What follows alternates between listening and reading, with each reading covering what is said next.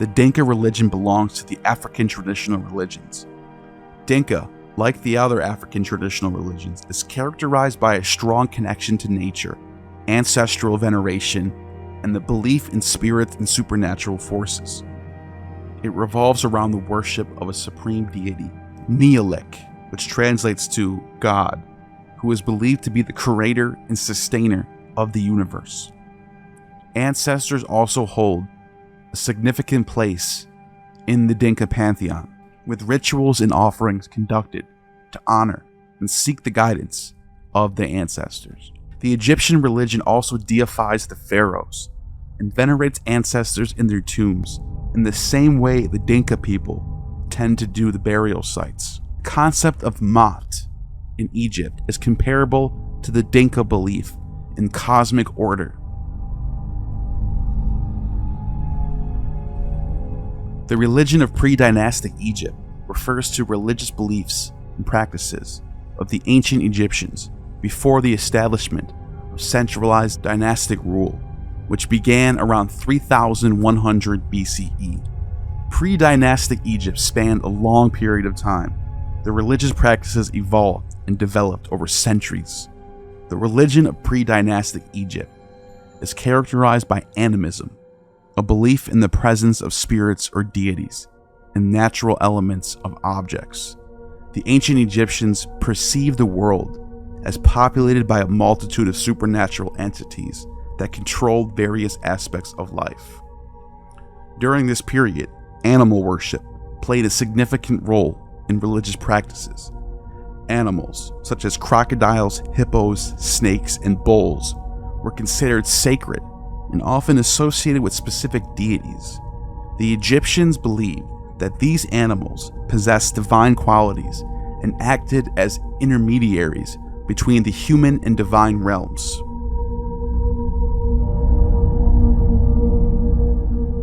The worship of ancestors and spirits of the deceased was also prevalent during the pre-dynastic period. Ancestral spirits were believed to have influence and could intercede on behalf of the living. So in turn, rituals and offerings were made to honor and appease these spirits, seeking their protection and guidance. Cosmological beliefs were an integral part of the pre-dynastic Egyptian religion.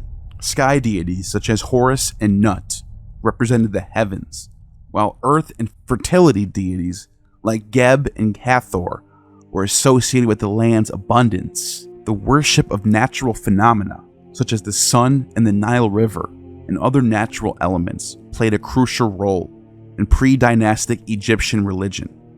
The sun, personified as the god Ra or Atum, was highly revered as the source of life and vitality. The Nile River, known as Hapi, was seen as the lifeblood of Egypt, providing fertility and sustenance to the land. As pre-dynastic Egypt transitions into the dynastic period, these religious beliefs and practices continue to evolve and become more complex. These deities became more anthropomorphic, with human-like characteristics and intricate mythological narratives surrounding their roles and interactions.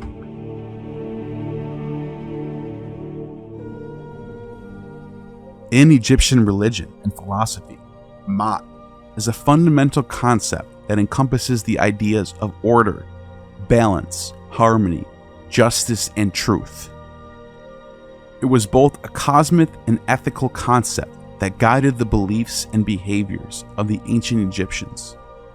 Maat was personified as a goddess, often depicted as a woman with an ostrich feather on her head, symbolizing truth and balance. She was considered a daughter of the sun, Ra, and played a central role in the divine order of the universe. The concept of Maat was integral to the Egyptian cosmology and the functioning of society.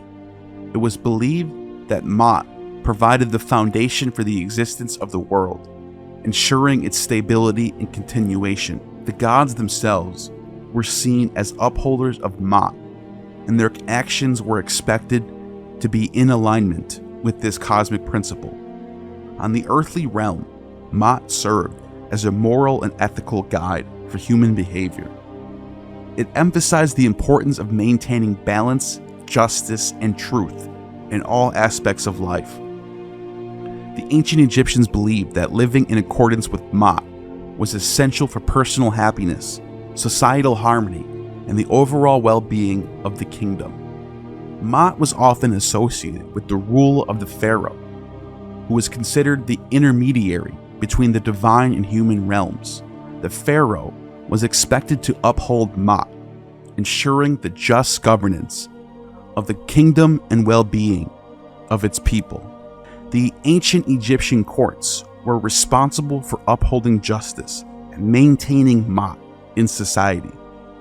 The weighing of the heart ceremony, depicted in the Egyptian Book of the Dead, dating back to the Copper Age in 2000 BCE, symbolizes the judgment of the deceased actions in the afterlife, determining whether they lived in accordance with Ma'at.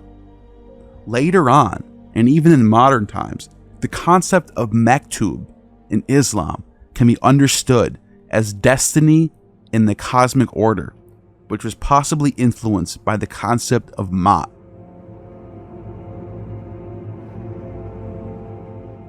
Islam, however, is not even close to being the first monotheistic religion to touch Africa.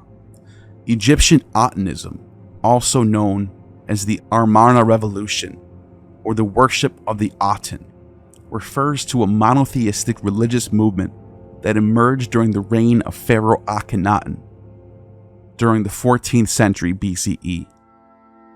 It marked a significant departure from the traditional polytheistic beliefs and religious practices of ancient Egypt.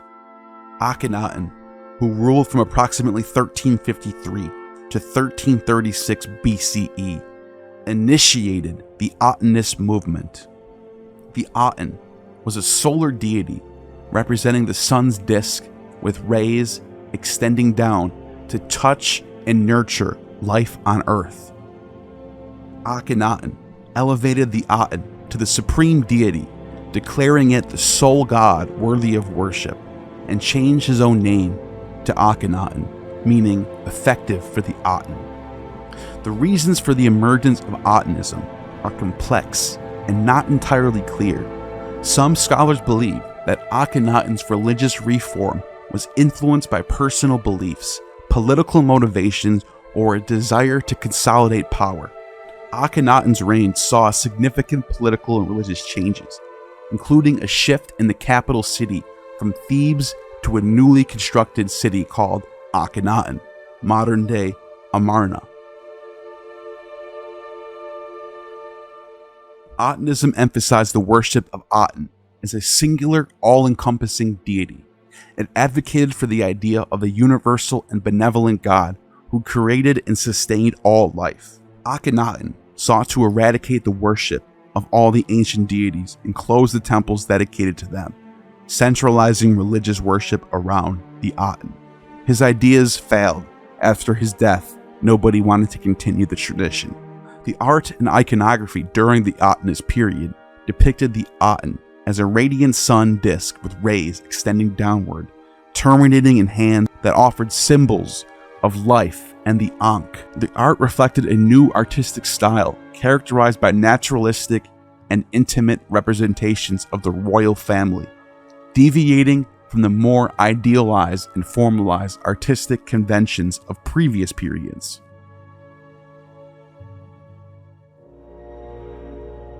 Atonism's influence was short-lived. As I mentioned, after his death, his son Tutankhamun reversed the religious reforms, restoring traditional polytheistic worship of multiple deities.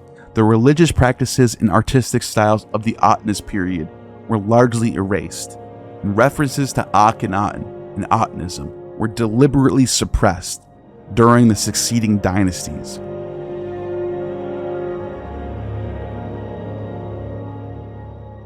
Phoenician voyagers of the early Iron Age after the Bronze Age collapse would come to leave an impact on the religion in North Africa.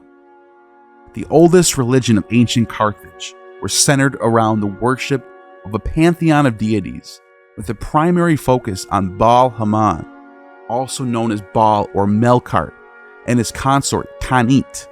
This religious tradition is often referred to as the Punic religion, named after the Punic people who inhabited Carthage and its surrounding territories.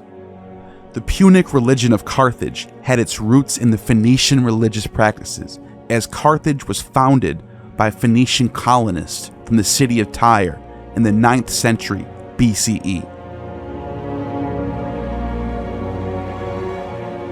Over time, the Carthaginians developed their distinct religious beliefs and rituals, influenced by their own cultural context and interactions with other Mediterranean civilizations. Baal Hamon was considered the chief deity of Carthaginian pantheon and represented the power of the sun, fertility, and agricultural abundance. He was often depicted as a bearded figure with a crown or horn headdress, sitting on a throne and holding symbols of power. Baal Hamon was associated with life, growth, and prosperity, and his worship played a central role in the religious and social life of the Carthaginian people. Tanit, the consort of Baal, was a goddess associated with fertility, motherhood, and the protection of women. She was often depicted as a seated figure holding the symbol of life and surrounded by the symbols of fertility and abundance. Other deities worshipped by the Carthaginians included Melkart, a variant of Heracles and Eshmun, a healing god, and Dagon, a god associated with grain and agriculture. Each deity had its own specific attributes and domains, and the Carthaginians would invoke and offer sacrifices to these deities for various purposes, including protection, fertility, and prosperity. The Carthaginian religious practices included rituals, ceremonies, and sacrifices conducted at temples and sanctuaries. Animal sacrifices, including bulls and sheep and goats, were common, and these offerings were believed to establish a connection between the human and divine realms. Sadly, much of the Carthaginian religious practices, including their religious texts and records, were lost or destroyed over time. The fall of Carthage in 146 BCE to the Romans further contributed to the decline and suppression of Carthaginian religious traditions. As a result, our knowledge of the oldest religion of ancient Carthage is incomplete and subject to ongoing scholarly debate.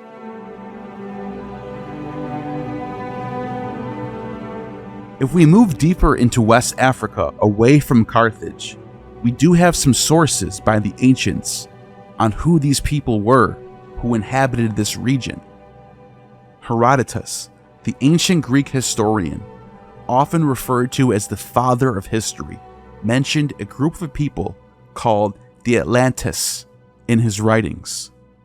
According to Herodotus, the Atlantis were a Libyan tribe living in the western part of North Africa. Herodotus describes the Atlantis as a people who live near the Atlas Mountains, which are located in present-day Morocco and Algeria. He mentions that they were skilled warriors, known for their use of chariots, and were considered to be a powerful and warlike tribe. Herodotus wrote during the 5th century BCE, several centuries after the time he claims to be reporting on, and his works often blend historical facts with mythological and legendary elements. Now, if we travel more southward from here, we come to the Yoruba people of ancient Nigeria. The Yoruba people are a West African ethnic group who mainly inhabit parts of Nigeria, Benin, and Togo. The religion of these people appears to be much like Greco-Roman paganism, but much older, and with a fascinating pantheon of deities who are responsible for different roles. For example, Eshu,